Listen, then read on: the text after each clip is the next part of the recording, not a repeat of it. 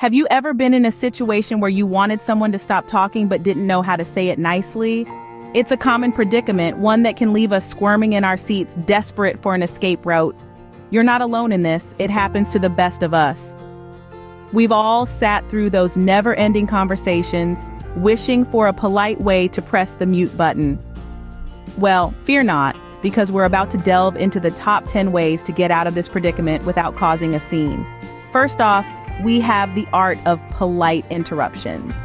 This technique is all about timing and tact. Imagine you're in a conversation that's going off the rails, or perhaps someone is dominating the dialogue a bit too much. What do? Well, you could politely interject with phrases like, "Sorry to interrupt, but," or "Excuse me, I just remembered." The trick here is to sound sincere and not rushed. You're not trying to bulldoze over the other person, but rather to gently steer the conversation in a new direction.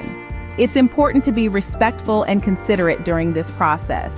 You want to interrupt without causing offense or escalating the situation.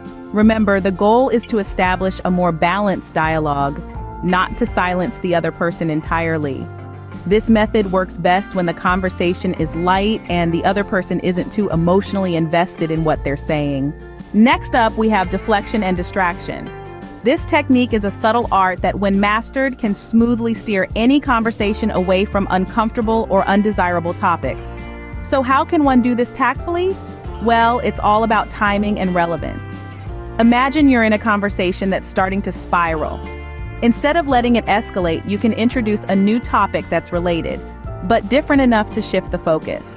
For instance, if the conversation is veering towards a heated political debate, you could say, "Speaking of politics, did anyone catch that hilarious political satire on TV last night?" This not only changes the direction of the conversation, but also brings in a lighter, more enjoyable aspect. Similarly, you could deflect by asking a question. "Have you heard about the latest tech release?" Or "Did you see the game last night?" Are simple yet effective ways to distract and steer the conversation. With practice, you'll find that this technique can be a real lifesaver in many sticky situations. Moving on, let's talk about the power of body language. Imagine this. You're in a conversation that you'd rather not be a part of. You don't have to say a word to communicate your disinterest. Body language can do the talking for you. Consider turning away slightly. This shows that your attention is divided, or perhaps cross your arms. This sends a signal that you're closed off to the conversation. Checking your watch or phone can also indicate that you're pressed for time and can't engage in the discussion. But here's the catch. These signals should be used sparingly. Overuse can come off as rude or dismissive, and timing is key. Use these cues at the right moment to avoid misunderstanding. Always remember, body language is a powerful speaker, but it's also a subtle tool. Like any tool, it can be used for good or ill, so wield it with care and respect. Remember, body language is a subtle tool. Use it wisely.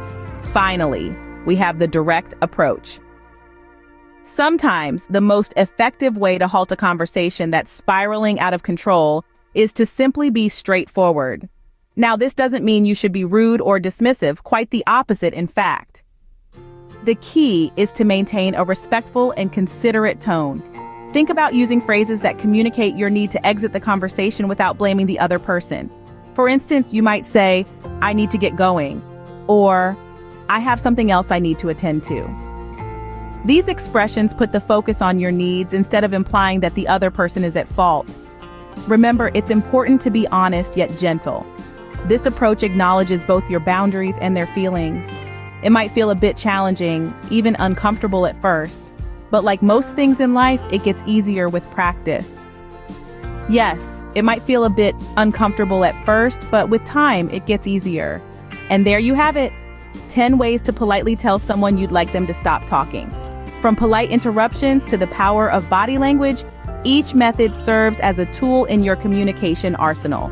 But remember, these tools should be used with respect and understanding. It's not about shutting someone down, it's about managing your time and energy. Like this video if you found it helpful, subscribe to our channel and ring the bell to stay updated on our future content. Thanks for watching.